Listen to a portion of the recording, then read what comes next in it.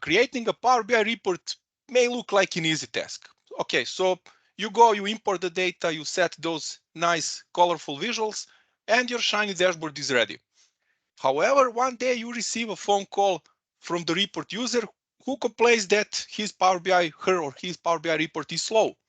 Or your scary DBA walks into your office and asks you to explain why your report burns all the available resources during the data refresh process.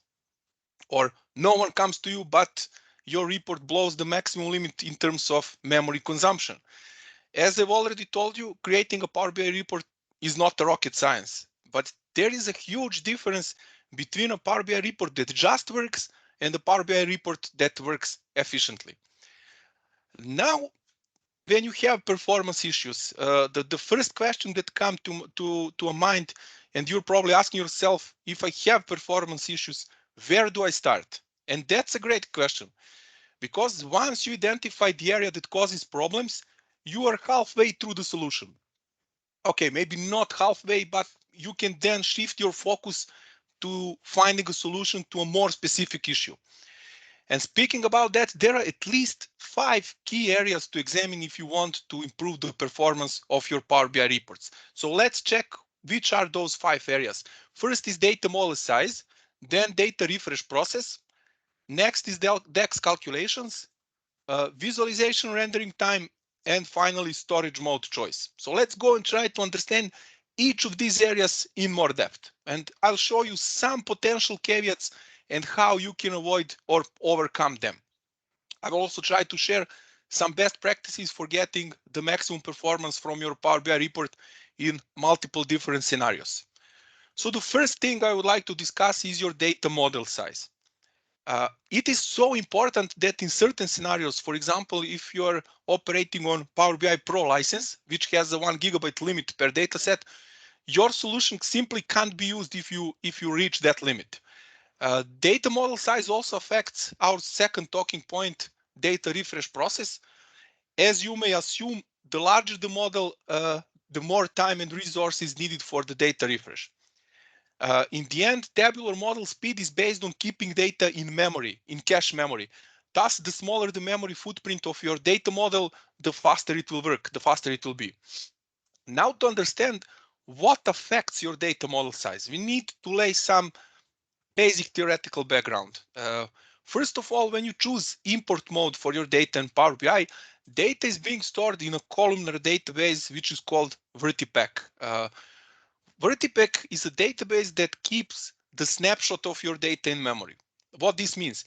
So when you import data, you have data that was relevant in that specific point in time. And this snapshot of data then can be refreshed periodically from the original data source. In order to get, again, fresh data, you need to refresh this data snapshot. To understand how things work in the background, you should be able to distinguish between two key components of the underlying architecture. So formula engine and storage engine. Formula engine represents the brain of Power BI. Formula engine takes your DAX query and it translates that to a specific query plan that consists of different physical operations such as joins, aggregations, filtering conditions, and so on. On the other hand, storage engine represents the muscles of Power BI, as it literally physically goes through the data stored in the tabular model. So if storage engine needs to dig through massive amounts of data, it would obviously need more time and resources. And I'll give you a simple analogy. Imagine that you have to find a book in your old attic. What do you think? Would it be faster and easier to find it if you have just a few items around, or if the attic is in complete mess and full of all kinds of stuff? I think you know the correct answer. Okay, so optimizing data model size is a wide topic. Honestly, I have a separate 60-minute session dedicated exclusively to this topic. So let me just here briefly list best practices related to data model size optimization and show you a quick demo how you can reduce the data model size.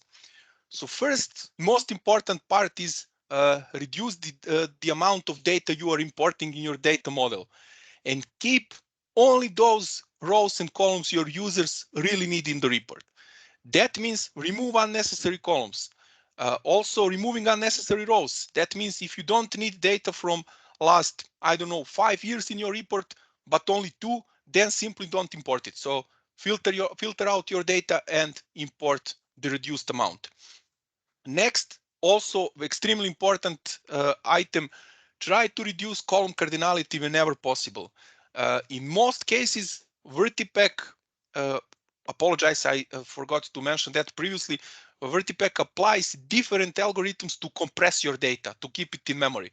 So Vertipack in most cases uses hash encoding to build a dictionary for values in the column. Without going deeper into this, I'll just say the lower the cardinality of the column, that means lower number of distinct values within the column, the smaller the dictionary size, and consequentially it will take less memory in your data model. I will show you, it makes sound confusing now, but I will show you in a demo. It's quite simple. So if you don't need data, for example, on a level granularity lower than day, then remove time portion of the data, and that will significantly reduce the size of that column and the whole data model. As I said, I'll show you in a few minutes in one example what I'm talking about. Next, avoid using calculated columns whenever possible, because they are not optimally compressed. They are compressed, but in the end, when all the other compression is done, they are compressed in the end, so it's not optimal way to compress the data. Instead, if you need to do some calculations, try to push them to a data source like SQL database, for example, or perform them using Power Query Editor. Next, disable auto date time option for data loading. This will remove a bunch of automatically created hidden date tables in the background. Instead, always create a proper calendar or date dimension in your data model. Okay, so let me show you one of these points in action. Here I have a date time column. Let me show you quickly here in data view. So I have my chats table, which contains let's say 9.3 million rows. Okay, and I have this date TM start UTC column, which stores the starting date and time of the chat. It goes to a second level of precision.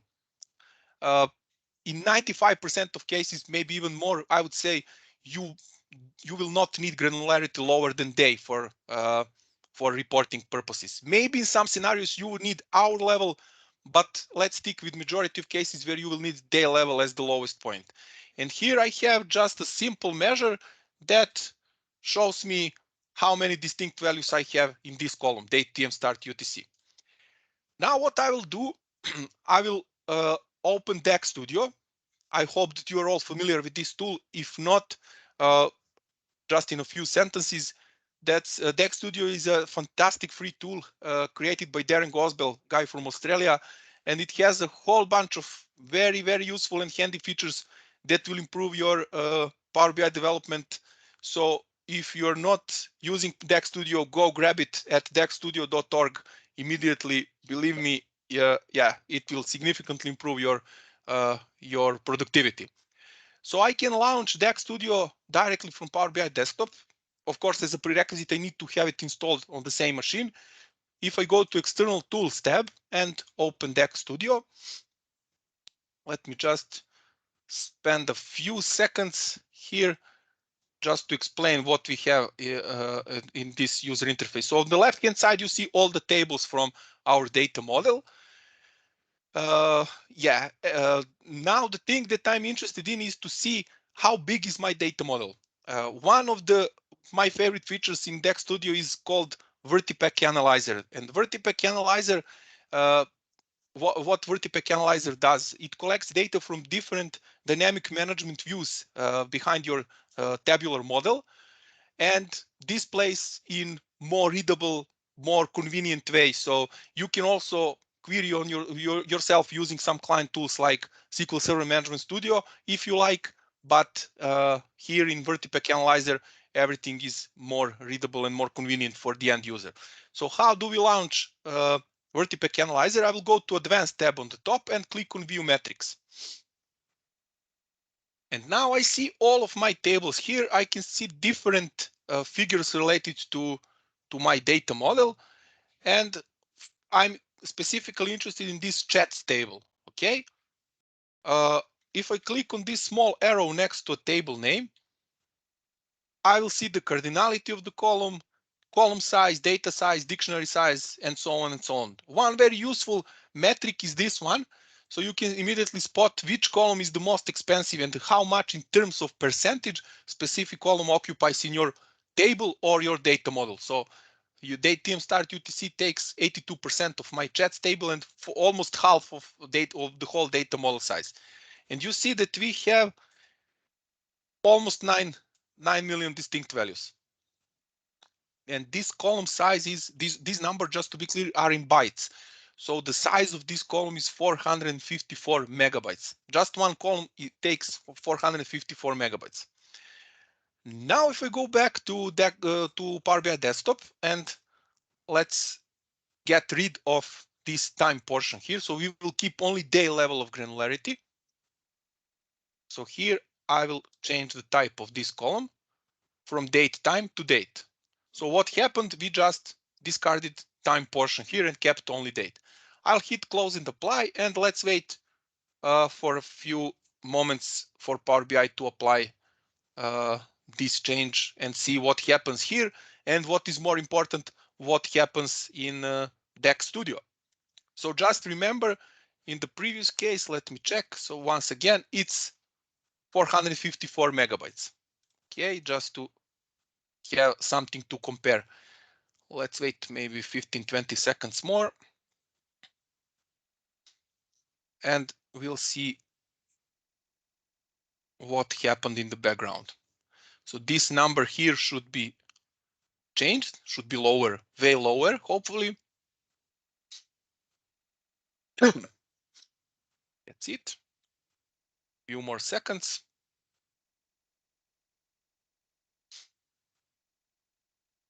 And now it's, instead of almost 9 million, it's just 1,356. Let's go back to Dac Studio. I'll click again on View Metrics to refresh the connection. And now if I expand this, you will see that now my date team start UTC column has, that's correct, 1,356 distinct values. And now it takes only 6 megabytes. So basically we reduce the size of this column by, I would say 90 or even more, 95%, just by reducing cardinality of the column and removing time portion here. So what we did, we helped Vertipack to better compress data. Instead of building dictionary over 9 million distinct values, Vertipack was able now to compress the data in more optimal way, having to deal with only slightly more than 1,000 distinct values, and that brought a significant saving in terms of memory. Okay, so now that you know how to optimize your data model size, your data refresh process will run much faster. Well, that's true, but not in 100% of cases. I mean, if that was simple as that, this session wouldn't have existed at first place. So as I've already explained, Vertipack keeps the snapshot of your data in memory, and you are then refreshing this snapshot from time to time, depending on your business needs. So you can refresh it once per hour, once per day, once per month, and so on. So it really depends on your specific needs. Now, chances are that you are applying some transformations to your data before you load it to Power BI. Be it currency conversion, data filtering, renaming columns, performing some calculations, and so on. So where do you shape your data? Source database, of course, that's the most obvious choice, and in most cases, the most desirable scenario based on traditional ETL processes. Next, if you don't perform data transformations on the source side, the next station is Power Query. What's Power Query?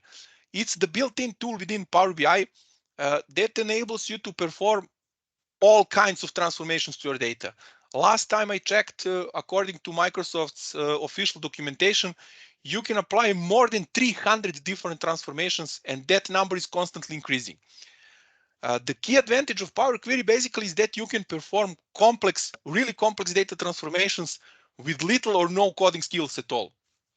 And additionally, all steps that you apply during the data transformation process are being saved. So every time you go back and refresh your data set, those steps will be automatically applied to shape your data and prepare it for consuming via reports. Under the hood of Power Query is a mashup engine, very powerful engine that enables your data shaping process to run smoothly. Power Query uses also very powerful M language for data manipulation. So don't mix M with DAX. DAX is language of Power BI for calculations. M is the language of Power Query for transformations, predominantly, of course. Now, for some data sources, such as relational databases, but also for some non-relational data sources, for example, OData or Active Directory or Exchange, Mashup engine is smart enough and it is able to translate M language to a language that this underlying data source will understand. In most cases, it will be SQL. What's the benefit of this? By pushing those complex calculations and transformations directly to a source, Power Query leverages capabilities of those robust relational database engines that are built to cope with large amounts of data in the most efficient way. And that ability of Power Query's mashup engine to create a one single SQL statement, combining all M statements behind your transformations, is what we call query folding. Or let's try to make it simple. If the mashup engine is able to generate a single SQL query that is going to be executed on the data source side, we say that the query folds. Query folding is, again, extremely important feature in Power BI. My friend Ben Watt, who runs Dublin Power BI user group, I borrowed this quote for him. So he calls query folding unsung hero of Power BI, and that's very true. So query folding as such also deserves a separate session to get familiar with all the capabilities and limitations. However, I want to show you today how this feature may increase efficiency of your data refresh process. So again, it's time for a demo. And I prepared a data model that contains only one table in this case, which has around 12.6 million rows. So I will now go to my Power Query editor and apply some transformations to my data. Okay, this is the table that has 12.6 million rows. Let's perform some transformations. So let's grab some columns from dim customer. Let's say I'll take first name, last name, and gender. Okay, then let's say that I want to transform a first name to uppercase. Okay, that's it. Then for date, let's change the type of date key column from date time to date. So basically, like in the previous example, we will get rid of time portion here. Then let's say that I want to calculate, I don't know, let's say absolute value of my sales amount. Some of those steps doesn't have any, appliance in real life, but this is just for demo purpose to understand why query folding is important. So then let's filter out some rows here, and let's say that I want to keep only those rows where total cost is greater than 5. Then let's say that I want to remove this ETL load ID column. What else? Let's do some replacement. So let's replace here, replace values. Let's replace M with male. Okay. And finally, let's do one more. Let's keep only large orders with sales amount. I say number of filters where sales amount is greater than, let's say, 500. Okay. That's it. Let's say that now I'm satisfied how my table looks like. I filtered out, I rename, I calculated absolute values and so on. Now I want to check if my query folds or not. How do I do this? If I right click on the last step and I see this view native query option enabled, I can click on it. Let me expand it. And here, this is what I was talking about. This is a single SQL query SQL statement translated from all your transformations that you applied in Power Query, and the mashup engine was able to generate a SQL code. Let me show you here. So we uppercased, for example, first name. We convert date. So all of those functions we applied in Power Query have their counterparts in T-SQL. So here we are replacing M with male and so on. You see also very important thing, those where clauses. So we are filtering out all the orders with sales amount lower than 500, and we are also here filtering out all with total cost lower than 5. Now this is for some of you that maybe are coming from SQL world. This may look like awkward SQL syntax, and maybe it is. So if you're a SQL developer, of course you may write this SQL in more efficient way, but don't forget mashup engine produces correct SQL. So it's not always the most optimal one, but it's correct. So you will get results that you want and that you applied in your Power Query transformations. Let me show you how it looks like here. So for example, here, you see this M function, table.select rows. Here, so for every step, we have M code generated here. And in the end, this M code was translated to SQL.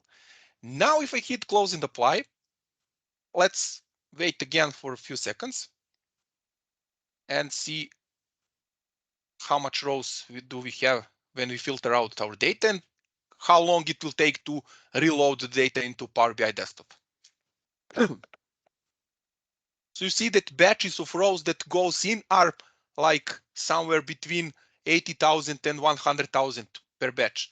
And we have let's say 1.5 million rows here loaded in around 20 seconds. Okay, so I'll go back and let me show you now this.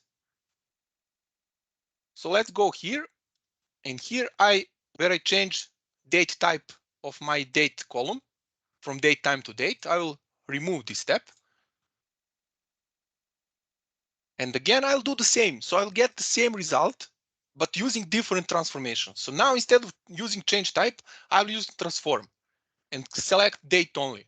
Yes, I'm sure that every time you are inserting steps in between, Power Query will ask you to confirm if you're sure to want to insert the step. So I'm sure that I want to do this. And you see that final outcome is exactly the same. So we have only date portion here. But now if we go to the last step and right click on it, you see that view native query option is disabled. And that means in 99% of cases that query doesn't fold. So if we go to this one, again, it's not folding.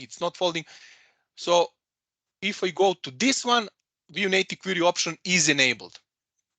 So up until this step, let me go back, up until this step, query is folding. What does this mean? Let me again open SQL here. This means that mashup engine still gain some benefit of translating to SQL, but this time you see that instead of having all those transformations performed on the SQL Server source side, we have only upper transformation here, and there are no where clauses. Okay, maybe it's not important, maybe it is. Let's check. So again, I will hit close and apply, and let's wait again and see what happens. The first thing you notice that now batches or rows are smaller, so they are around, I don't know, 30, 40,000 per batch. And that's the first sign that maybe query folding is broken. So when you see that batches of rows for loading into Power BI desktop are smaller, check if your query folds or not. So what happened here? So we know that we have 1.5 million rows, but why Power BI desktop continued loading data? So what happened here? When you can't push filtering on the source side, what mashup engine does, it imports all the data. So it will import maybe not all 12 million rows, but close to 12 million rows.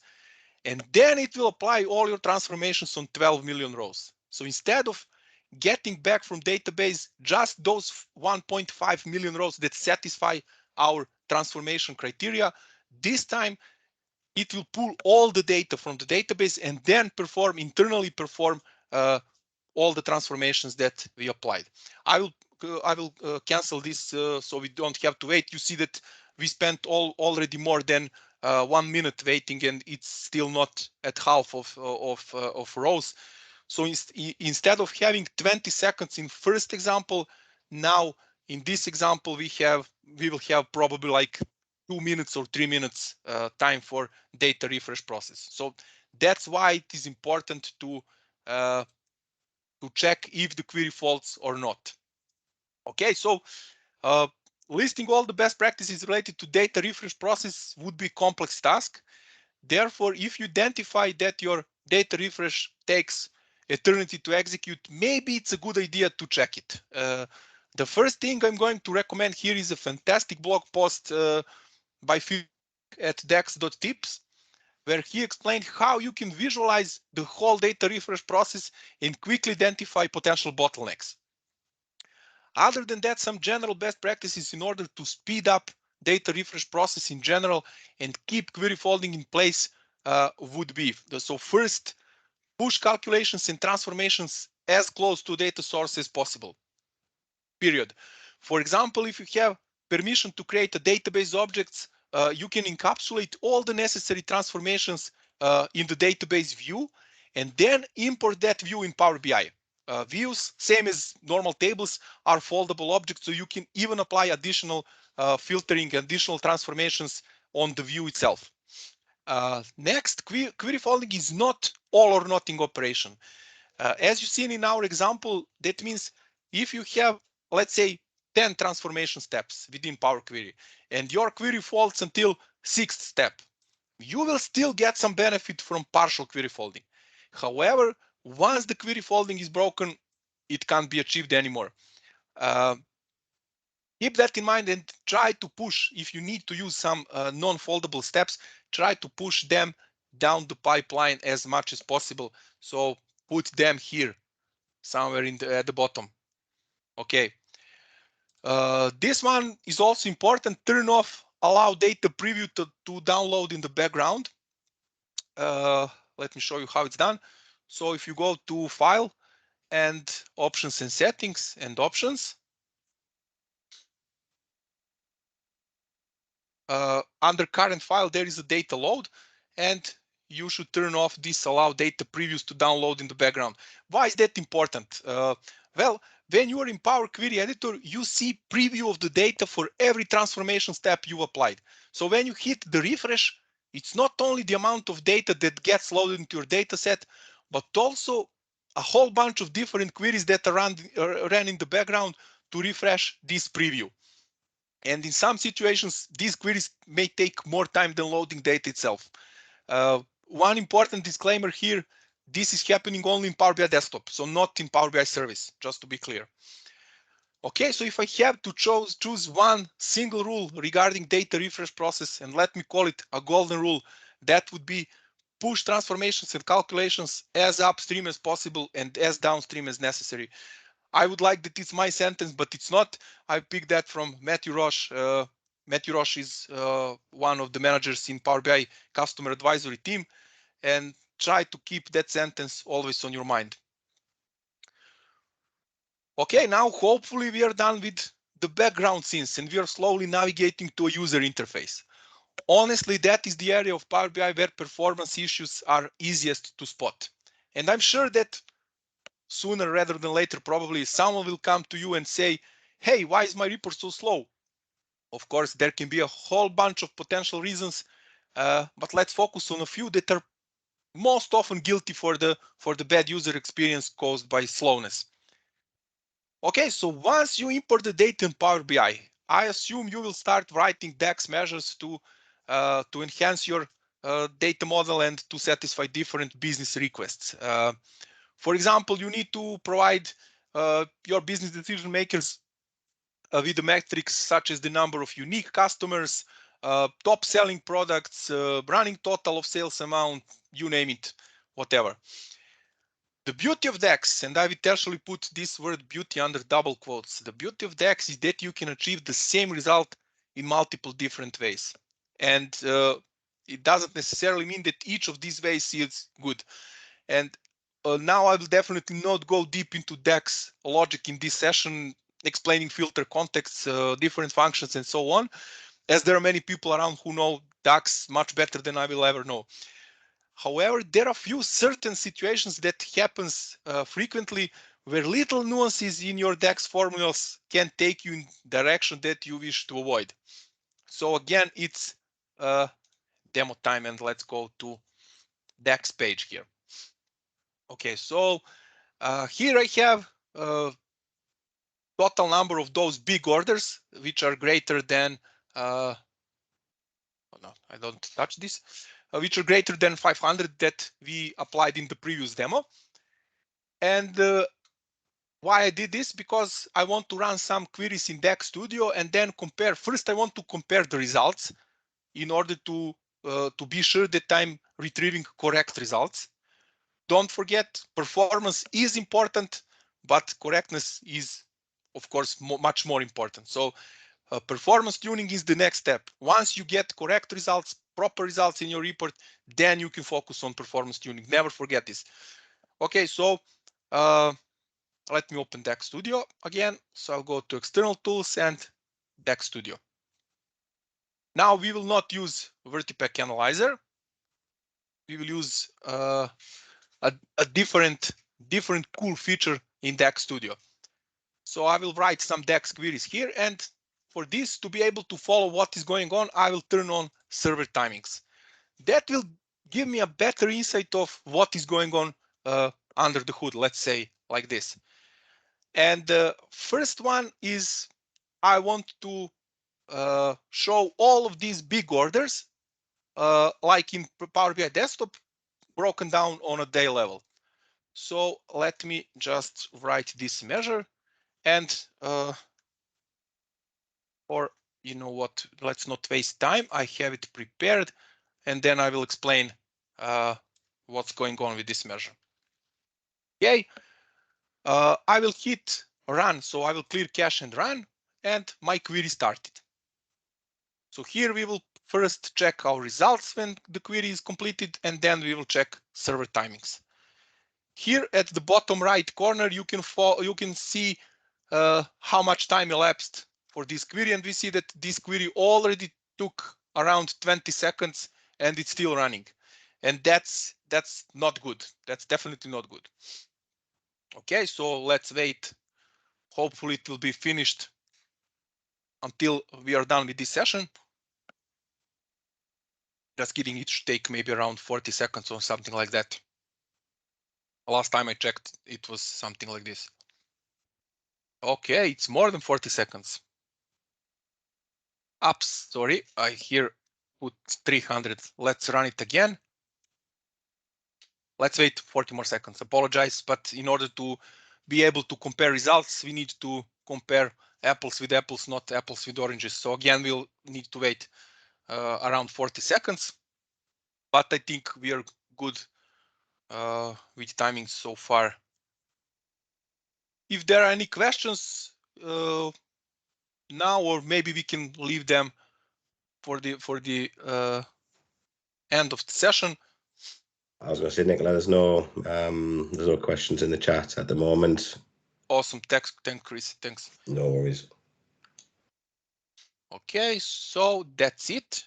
Let's go to results. Let's sort our results, and then let's compare. So we have 653, 785, and yeah, that's it. So we are retrieving correct results. But the problem here is if we go to server timings, you see that the whole query took 39, almost 40 seconds to execute. So what's wrong with this measure? This measure returned correct results, but why is it so slow? If I take a look at these server timings, I will see that each query, so we have separate queries, and each query took around 30 milliseconds to execute. That's fast. That's really fast. But the problem is that there were 1,097 queries. You see here, 1097 distinct queries. And when you multiply these 1000 and something queries with 30 milliseconds, you get that gives me my total of 40 seconds. Basically, what Formula Engine did here, it went and scanned every materialized table of data returned by storage engine, and it ran a distinct count against each set of data. So for each date, one query was ran for each date. And now I guess you assume that there has to be a more optimal way to obtain the same results. So I will rewrite my measure now. This one is called total big orders good, because the first one was bad. Let me check here, change here to 500, and let's run just this good guy here. So I clear my cache and run the query. Let's go again to results. Numbers are again the same. Now, if you take a look at server timings, it's just slightly more than 100 milliseconds, and we have only one storage engine query. That's incomparable. So compared to 40 seconds, now we have 100 milliseconds. What is the issue here? If you don't, if you don't take a thorough look of those measures, they look almost the same. So we are using calculate, we are using distinct count. This part of the measure is exactly the same in both measures. But here, basically, we are providing for filter function, we are providing a whole table. And in the other example, we are providing only this online sales amount column as a filter, and basically we are removing all the other filters from this table. I could also rewrite this measure using what is called a syntax sugar. So that's the third one. Again, I will run it, clear cache and run. And again, is slightly more than 100 milliseconds. Again, one query. So basically, those two measures are exactly the same. This is just, as I said, syntax sugar, because when you write your measure like this, what happens in the background, Vertipack or Formula Engine will implicitly wrap your online sales amount argument, will implicitly wrap with this filter all syntax. So that's exactly the same. Whatever you write with filter all combination or without it, it will execute as you wrote a filter all. This is, as I said, internally translated to a filter all syntax. You remember when I told you that the beauty of DAX is the possibility to obtain same results in multiple different ways? Well, let me show you the fourth measure definition that will return the same results. This time I will use keep filters function.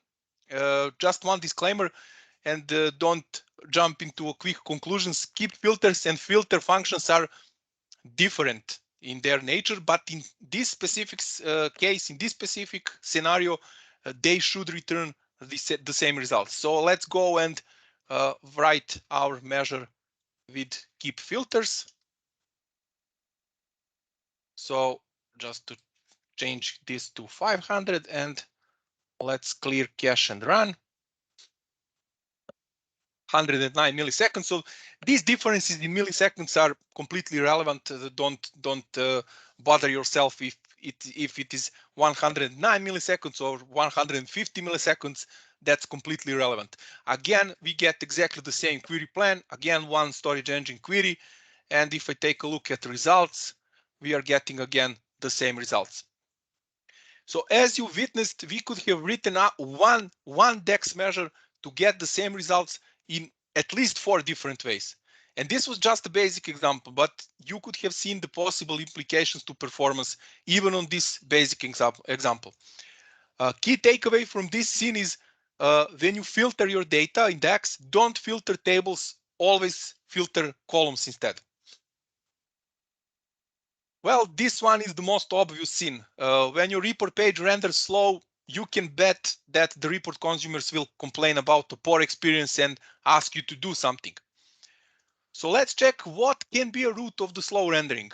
First of all, Power BI Desktop offers very useful and handy built-in feature called Performance Analyzer.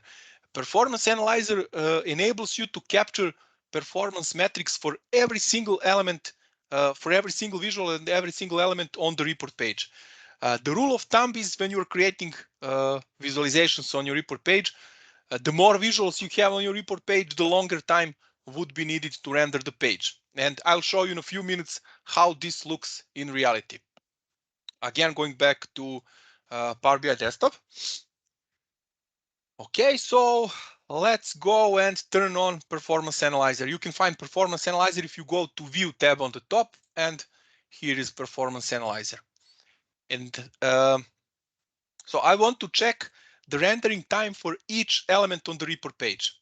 Now, I'm cheating a little bit to have completely correct results and exclude the data about the visuals that Power BI already loaded into a memory.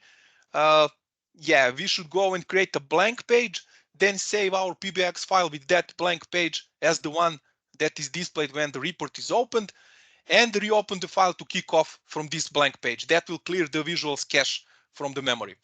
However, I will not waste time on this now, as the results and performance difference will be quite close, even if I just stop and start Performance Analyzer again. Okay, so I will start recording and I will refresh my visuals. Now you can sort here. You can sort. Let me zoom it a little bit. Here, you can sort by different parameters like total time, action order, DirectQuery, and so on. I will sort by total time. Excuse me, and I will sort in descending order. That helps me to quickly identify what is the slowest performing element on my report page. And it appears, of course, to be a card because I have only cards on my report page. This one, last sales date. And if I click on this small plus sign next to this element, there are three different items here. So there are different metrics that Performance Analyzer captures. You see that DirectQuery took only 22 milliseconds to execute. And this other value is like 90% of the whole waiting time. So what? Now you're probably asking yourself, what the heck this other means? This is a great question, so let me answer it. Other means how long did specific visual on your report page had to wait for other actions to complete before it could be handled. Don't forget, Formula Engine works in a single threaded way, so it can't generate the Dac query for multiple visuals in parallel. So here, just remember that the slowest visual took 800 and something milliseconds. I'll clear this and I'll stop this, and I'll move to another page that looks exactly the same. If you compare those two pages, I would say they look the same. Measures are the same. Maybe I didn't do proper formatting here, but basically that's the same look and feel of the report page. But instead of using 10 cards, I'm using 2 matrices. So I have 5 measures in one matrix and 5 measures in second metric. I'll again turn on start recording and click on refresh visuals. And now you see that the slowest report element is less than 200 milliseconds. So it's more than 4 times faster than in the previous case. So basically, the idea here is instead of generating 10 separate queries, and in that case, the last element had to wait for 9 others to render. Here I have only 2, or let's say 4, those shapes I don't calculate. These are just for designing purposes.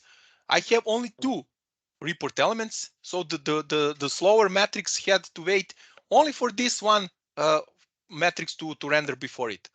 So Formula Engine now was able to generate only 2 queries to retrieve all the data we need. And that would obviously reduce the rendering time of your report page.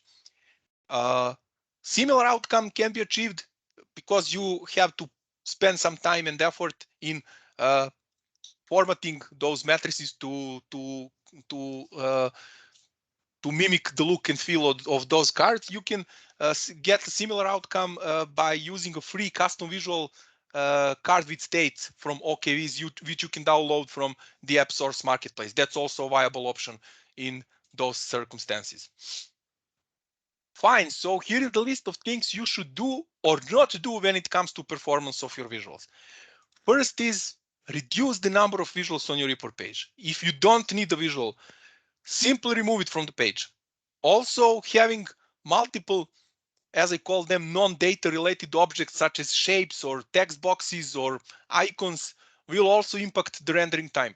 Therefore, if you plan to use a lot of shapes and a lot of icons or images, consider using PowerPoint. What you can do here, so you can create your desirable page design in PowerPoint with all the shapes, all the icons, all the images, save this as an image, and then set this image as a page background in Power BI. That way, instead of having like, I don't know, 15 elements, you will have just one. Also, reducing the number of visuals on your report page means that, like in our example, if you have a possibility to satisfy the business request by generating one Dac query instead of 5, you should tend to do it whenever possible. Next one, try to display data at high level of grain. What that means? Low level of grain. Vertipack excels in vertical aggregations, but performs much worse on a detailed level reporting. So with that in mind, if you have, let's say, a table with, I don't know, 20, 30,000 rows and some measures being calculated for each row of this table, you should be better off keeping this high level detail by taking advantage of drill through feature. So display aggregated data in the table by default, and then enable your users to give them possibility to drill through to specific one single row if necessary. Also, if you have a lot of visuals on the report page and don't necessarily need mutual interactions between those visuals, such as cross filtering, for example, you should simply disable that option. Also check sync slicers. That can be also performance killer in some circumstances. If you have multiple slicers on multiple report pages and you choose to synchronize all of them, just make sure that it's not the reason for your report's poor performance. Okay, so maybe I should place this scene in the beginning, as a decision which storage mode to use is one of the first you need to make when starting your Power BI solution. However, I've intentionally left it for the closing part of the session, and I think I've had a good reason for doing this, as I saw a lot of cases, believe me, when someone thought that poor report performance can be improved by switching to a direct query mode and leveraging capabilities of robust database management systems. Those robust database management systems are built to efficiently cope with large amounts of data. That's really wrong assumption. I mean, those systems are built to cope with large amounts of data, but in a whole different scenarios than here with DirectQuery in Power BI Desktop. So before I explain you why you should avoid using DirectQuery, let me first explain quickly what is a DirectQuery at all. When you choose DirectQuery storage mode for your tables, this means that data is being retrieved from the data source at the query time. And this brings us to an important takeaway. This means that data resides in the original data source before, during, and after the query execution. So nothing is imported in Power BI itself.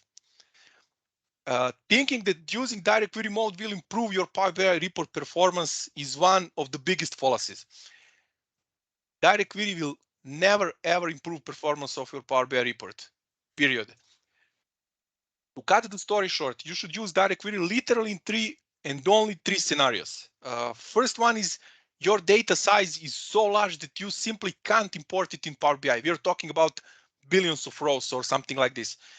For pro licenses, this limit is 1 gigabyte per data set. For premium, I think this should not be an issue at all. Next one is the requirement to have near real-time reporting solution.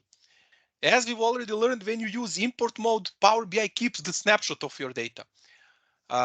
Now let's say that the requirement is to have data with maximum 1 minute latency. Obviously, you can't refresh data so frequently to satisfy this request. However, don't fall into the trap if your users request real-time data. Explain them explain them all the downsides of using DirectQuery mode. And from my experience, real-time data for many users means 1 hour latency or once per day. Even they're talking about real-time data once per day. As I said, in 99% of cases, users will admit that maybe they don't really need real-time data at all.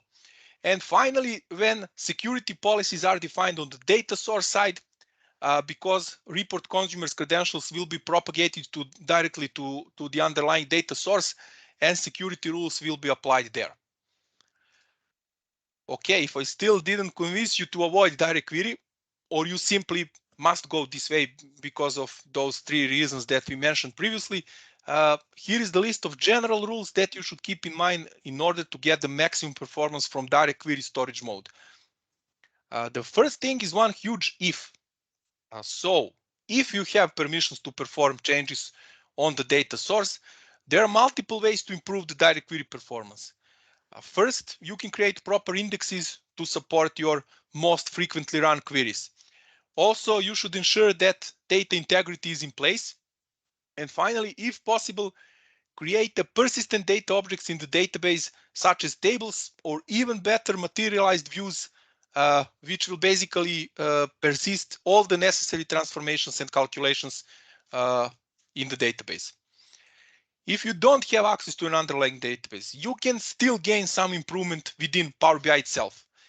The most important thing to keep in mind, avoid complex Power Query transformations. As you saw in one of the previous demos, SQL that is being generated by the mashup engine is not always the most optimal one.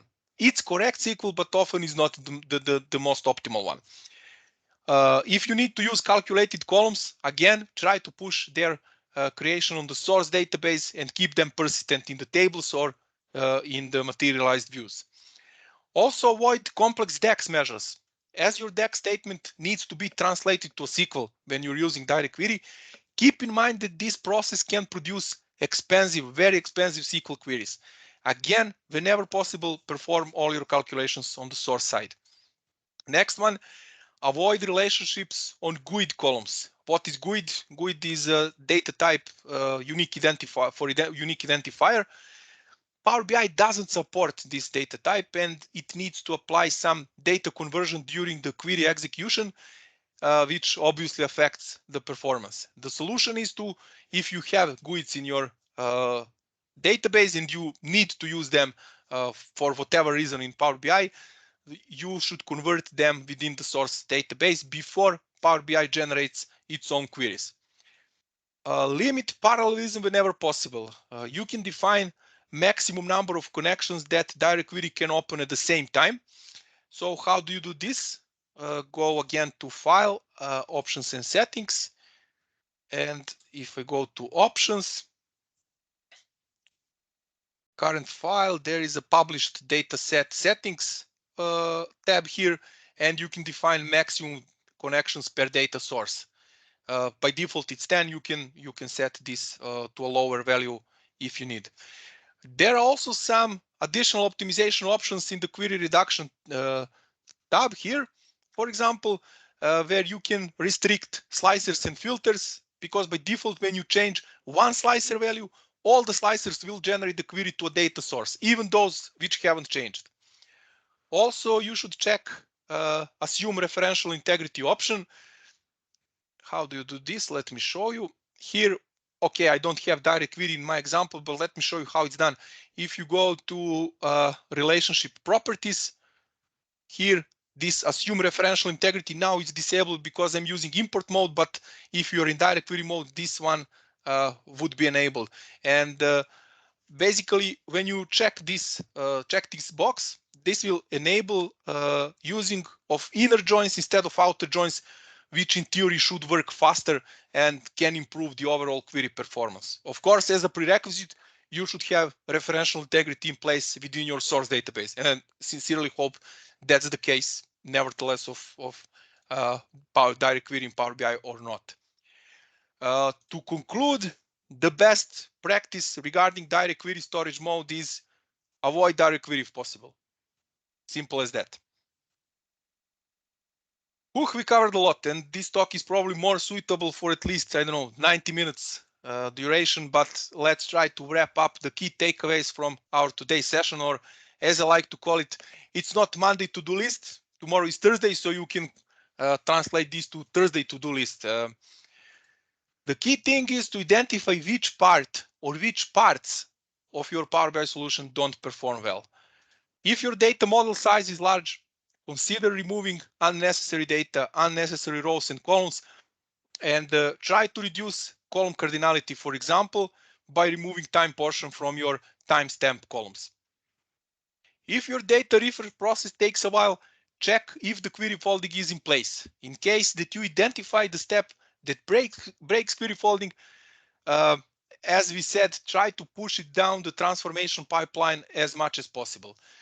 Next, be mindful when you write decks to enhance your data model with additional columns and measures. For example, if you need to filter the data, filter columns, not whole tables. Also, carefully use iterator functions as they will apply the calculations row by row. So if you have large tables, that can also impact the performance. If your report page renders slowly, try to reduce the number of visuals on it and use Performance Analyzer. That's really cool feature.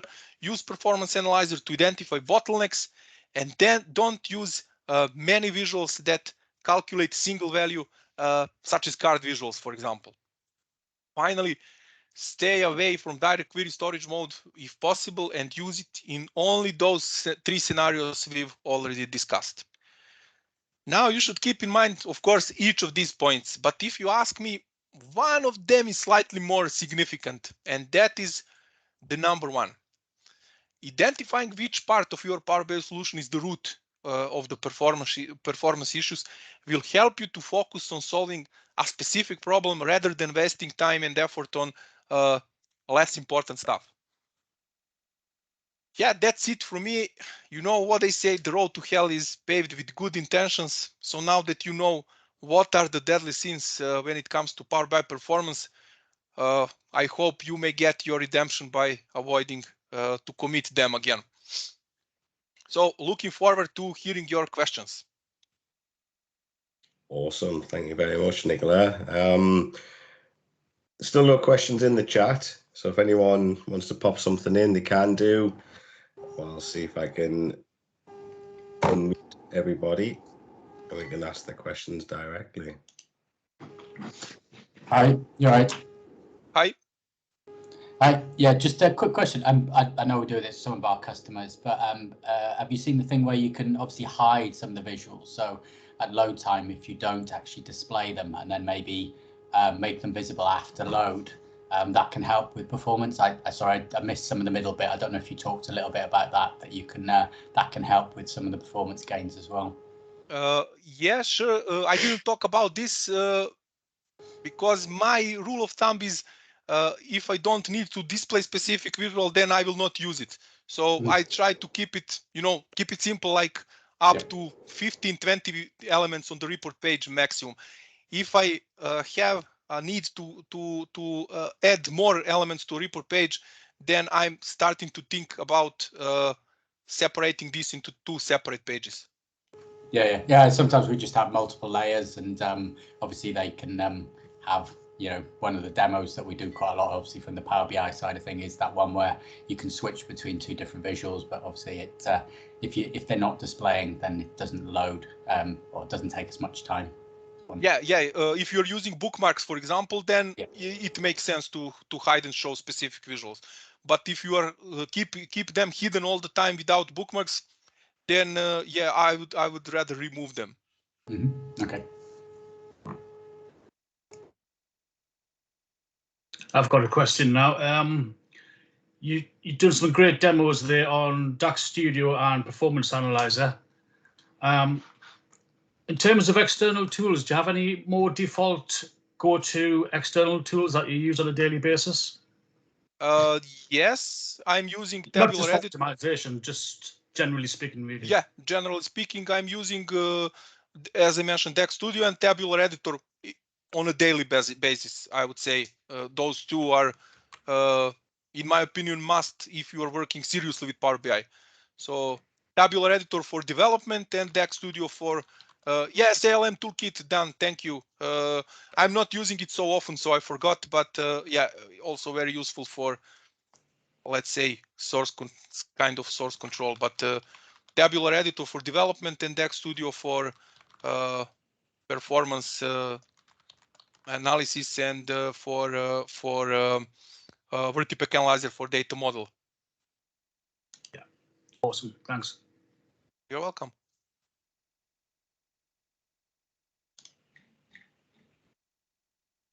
Any other questions from anyone else? Come on, now's your chance. Don't be shy. Unmute yourself, put your camera on. Yeah. Or if you are too shy, just pop us something If you're in the too chat. shy, drop me a message on Twitter later. Yeah, even better. Yeah, it also happens sometimes that people or they forgot something to ask and they asked after the session. It's also completely fine.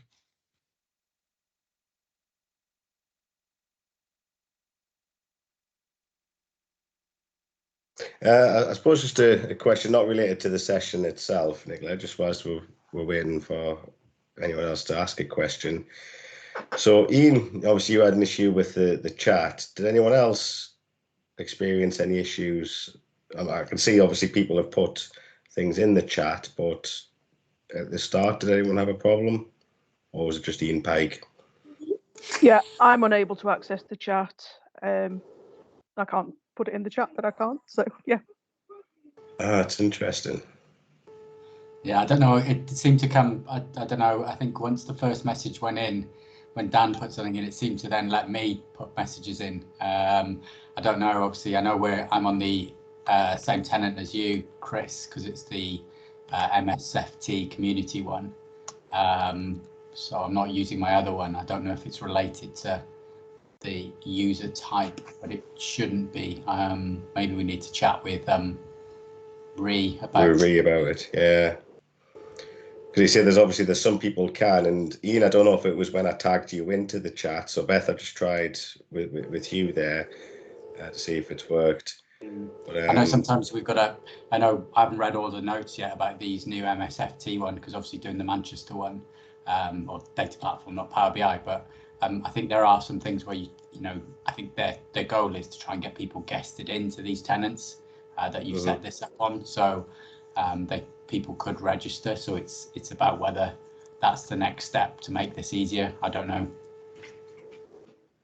Yeah, possibly maybe worth, like, say, if I ping Ree a message to see if she's aware of how or aware of this scenario or issue, and it might be something very simple. We just need to change. I'm guessing it's the person setting up the meetings. It must be an issue that side. I also noticed Microsoft there, Ian. I also noticed when people were joining the meeting, some people were actually waiting in the lobby and some people were just straight into the session. Maybe that's related as well. I'm not sure. I don't know. I think that's again the organisation thing. So again, I think when you set it up, if it's guests and things like that, depending on how Chris has set it up. No, well, I don't get many options in terms of setting the meeting up, but it was flagged to allow anybody to bypass the lobby. But you're right, Glenn. There was some that we had to admit. Yeah. So I'm still of the opinion it's all Microsoft's fault. Ian. Yeah, like always. Must be something to do with the it's always DLL hell or something like that, or it's AD authentication or something like that. It's one of those usually that will cause it. Microsoft's fault, yeah. The complicated. Sorry, I always pick on you. I do apologize. So. It's a complicated. For those of you that don't know, Ian works for Microsoft, so whenever there's a Microsoft issue, I just blame him. Don't tell everyone, Chris. Don't tell everyone. Sorry. Oh, Beth, you do have your hand up there. Hi, yeah, I have got one question actually. In my organisation, we don't have access to Dac Studio and we're not allowed to download any software onto our machines. Is there anything else that we can do in the absence of that? Yeah, push for them to give you access to download it. Yes, yeah, I we've been know. trying. Yeah, I know. That's a huge issue in many, not in many, but in specific type of companies. Yeah, I know that, but. Do they use Azure or another cloud one? Could you get them to spin up a VM? VM, Controlled by that's them? yeah, maybe That would be VM another one. if possible. Yeah, if not, then yeah. That would be a junk box or something like that. I know companies sometimes allow you to maybe have you know, a VMware or Azure Virtual Desktop, or I'm not sure what any of the other ones are called. But yeah, maybe have something like that where they would then control it and then it's binned straight after, or you know, it's part of a CI/CD sort of pipeline that will build it for you. So it's then got break glass and security around it.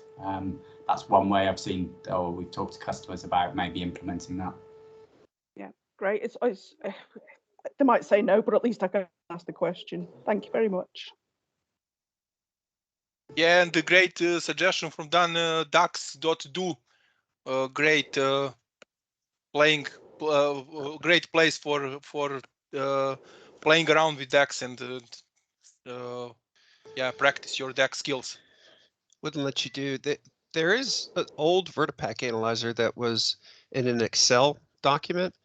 I mean, depending on what you're trying to get out of Dac Studio, maybe that would work if you download. I mean, that's just an Excel file, right? That you connect to your Power BI desktop. Yeah, and when you export it, it's VPI exports. I don't know from top of my head what's the file format, file type. It's what it was before they moved it into Dac Studio. I think it I'll still see if works. I can grab a link. Yeah.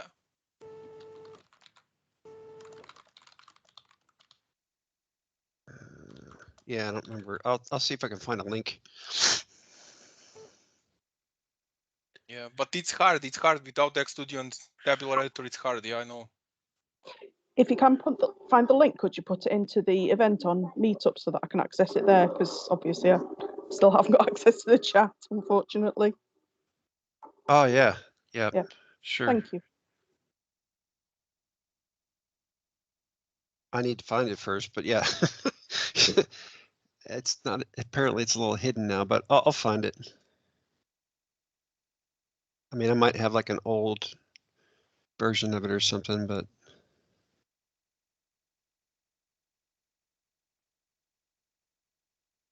But that's still something, I guess you would have to download that. I mean, can you email yourself like an Excel file as an attachment?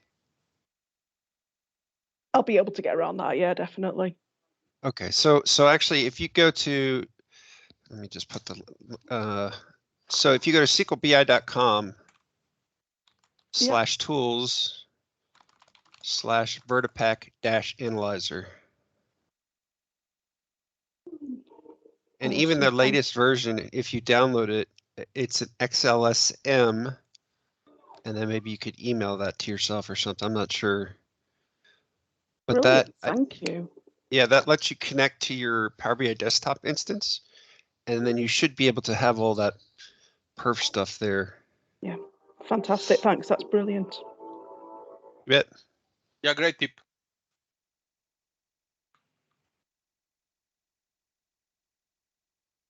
Awesome. So, any other questions? I know Beth, you jumped in there late in the day. Has anyone else got anything else they want to contribute or ask? Or you said there is Nicola's Twitter handle there. If you do need to get in touch or get in touch with myself or Glenn, and we can get the message across to you.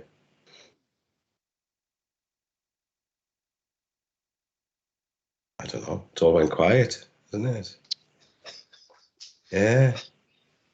It's 7:21. Connect and Ignite. You know, there you go. Any new features that people like from Ignite or anything like that, or you can keep the conversation going then, Chris. I was gonna say, to be honest, I was on holiday, so I didn't see any You're always of it. on holiday. You're always. It's the first day I've been away in, well, quite a while anyway. How do you like new visualization pane? Did someone try it? Is that Everybody's the new format? complaining about it. Format thing? Yeah. I haven't tried it, but everybody's complaining on Twitter that it's just, it looks nice, but it's a mess to use. Yeah, that's That what you're- I seen also. Yeah, I still didn't try it. Yeah, but I also saw complaints.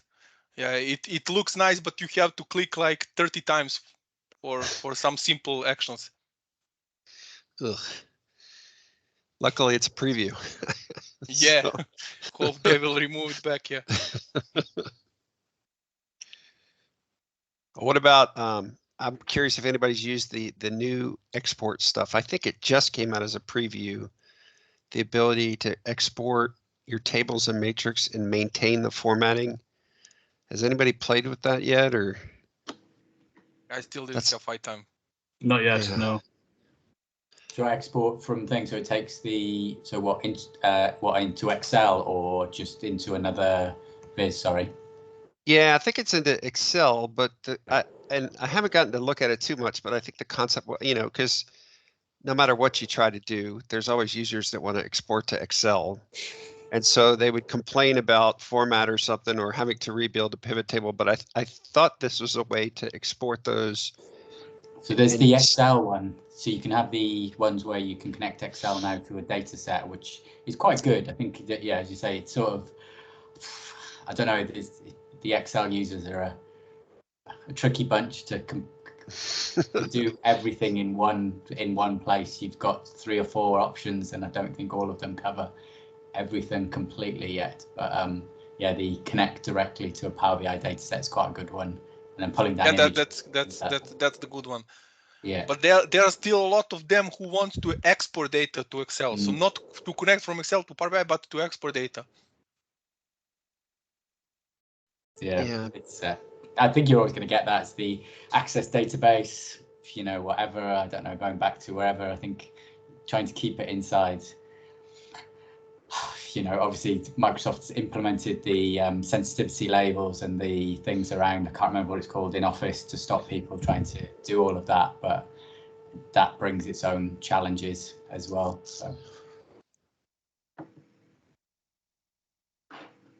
So I put the link in there. It's when you export, you used to get, you get an option for summarized data or underlying data, and now there's an option to get it with the current layout. I just haven't played with it yet. I've saw it, but that would be pretty interesting to your Excel users if you do have those unique users, as Ian's. Yeah, sure. that was a good Microsoft term. Unique users. Very diplomatic. Yes. And I know there's people on the call, it's always this thing, IT versus the business user, to try and, build something quickly. You've got a data warehouse. How do you get the measures in that they need inside the data warehouse in a timely fashion? Do they go and do it themselves? And then, yeah, it's, and I think the new, what one is it discipline at the core and flexibility at the edge is on the latest one, where we talk about trying to put the guardrails around to help people build enterprise sort of governed data sets and things like that, so that they can get them out there. And again, we build competing products. We've got data flows inside Power BI. We've got Azure Data Factory that does the heavy lifting if you wanted to. You can go and build it yourself 20 other ways. So again, yeah, it's fun. It's fun how you want to do it. I like that. I'm going to rip that off. Discipline at the core and flexibility at the edge. Yeah. Is that true? So I think Matthew, I think the Power BI guys talk a lot about that recently. I think maybe even Maroon or Mark Regera and things like that. They talk a lot about that. So it's it's a big thing if you look for it. There's that now talking about central IT created data sets.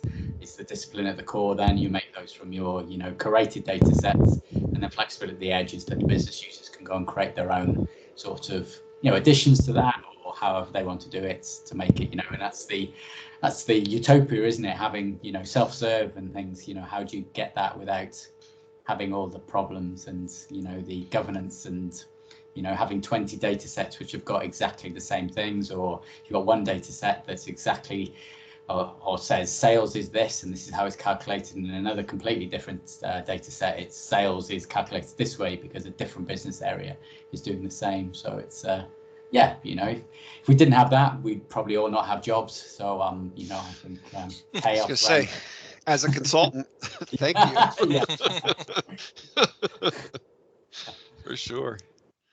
Well, hey, thanks for having this meeting, and Nicola, thanks for the presentation. Thanks, Dan, for joining. Yeah, really appreciate it. You bet. See you guys. Yeah. See you. Bye.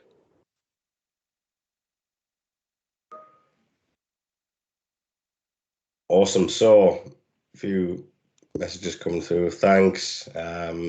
Nicola, once again, thank you very much for your session tonight. It's been fantastic. And everybody else who's joined, if it is your first time joining us, hopefully you will be back in January for our next session. And if we don't see or speak to anyone before that time, I hope you all have a fantastic Christmas and Santa Claus is good to you. Hope you've all been good boys and girls this year.